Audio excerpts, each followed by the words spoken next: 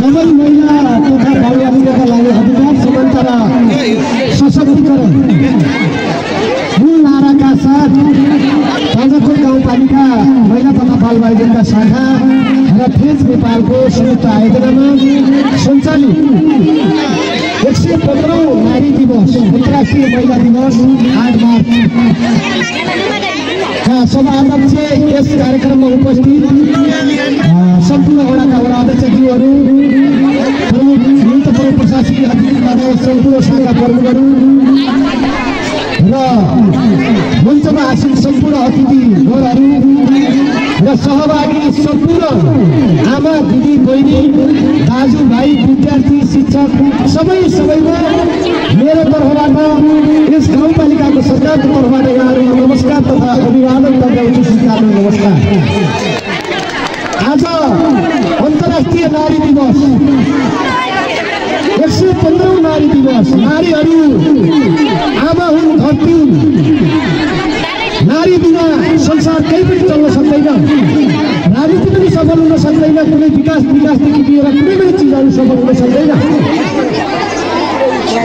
विश्व नारी दिवस हामीले आज ताजाकोटमा हाम्रा दिदीबहिनीहरू जम्मा गरेर कार्यक्रम सञ्चालन गर्यौं र तपाईहरुले पनि आफ्नो हक र अधिकारको लागि लामो समय धेरै विश्वका महिलाहरूले लडेर क्रान्ति गरेर आन्दोलन गरेर महिलाको अधिकारहरू प्राप्त गरेको हो। र अधिकार तपाईहरुलाई अझ पनि अपुग भएको छ। तपाईहरुले अधिकार खोज्नुपर्छ, सशक्त ढङ्गले नारीहरू सशक्तिकरण हुनुपर्छ।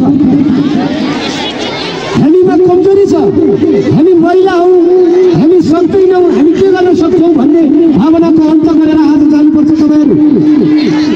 तपाईहरुले सम्पूर्ण अधिकार परिवारबाट प्राप्त गर्नु पर्यो, घर परिवारबाट पुरुषबाट प्राप्त गर्नु पर्यो, देशबाट राज्यबाट प्राप्त गर्नु पर्यो।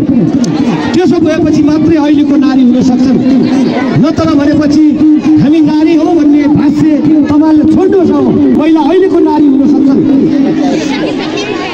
अहिले हाम्रो गाउँभित्र अझै पनि छ, बच्चा हामीले देखिरहेका छौँ। छोरो नहुँदासम्म छोरीको भन्ने गर्ने यो गलत हो। छोरा र छोरीलाई एउटा समान ढङ्गले चाहिँ तपाईँले लिनु पर्यो। अनि परिवारमा छोरालाई बढी पढ्न पढाउने या अन्त राम्रो शिक्षा दिने, अनि छोरीलाई घरको गाउँको वरिपरिको विद्यालयमा शिक्षा दिने हाम्रो परिपाटी चलन छ। त्यसको अन्त गर्नु पर्यो। छोरालाई भन्दा छोरीलाई राम्रो शिक्षा दीक्षा दिनु पर्यो, अनि मात्रै अहिलेको नारी हुन सक्छन्, नत्र हुन सक्दैन। विकास निर्माणदेखि हरेक काममा तपाईँले नै नेतृत्व गर्नुपर्छ। र यो दिवसमा सहभागी सम्पूर्ण ताजाकोटवासी सम्पूर्ण दिदीबहिनीहरू सबै नारी आमाहरूमा, दिदीहरूमा, बजैहरूमा, फुपूहरूमा सबैमा हार्दिक शुभकामना व्यक्त गर्दै यहाँहरूको यो सहभागितालाई हार्दिक धन्यवाद दिँदै बिदा हुन्छौँ। नमस्कार, अभिवादन।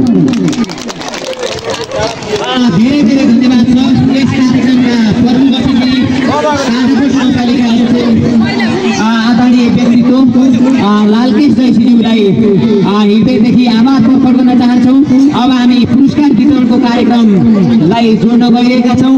यस कार्यक्रममा पुरस्कार वितरण गरिदिनुहुन यस कार्यक्रमका प्रमुख अतिथि ताजाकोट गाउँपालिका स्थानीय सरकारका प्रमुख लालकेश जयसिंहज्यू र यस कार्यक्रमका सभाध्यक्ष ताजाकोट गाउँपालिका सामाजिक विकास समितिका संयोजक राजबहादुर बोगटीज्यू र वडा नम्बर 1 का वडा अध्यक्ष मोहनलाल गिटार, वडा नम्बर 2 का वडा अध्यक्ष अजबीर खत्री, वडा नम्बर 3 का वडा अध्यक्ष राजेन्द्र बहादुर साई, वडा नम्बर 5 का वडा अध्यक्ष मङ्गल नेपाली सम्पूर्ण अतिथिगणलाई पुरस्कार वितरण गरिदिनु हुन म हार्दिक अनुरोध गर्दछु।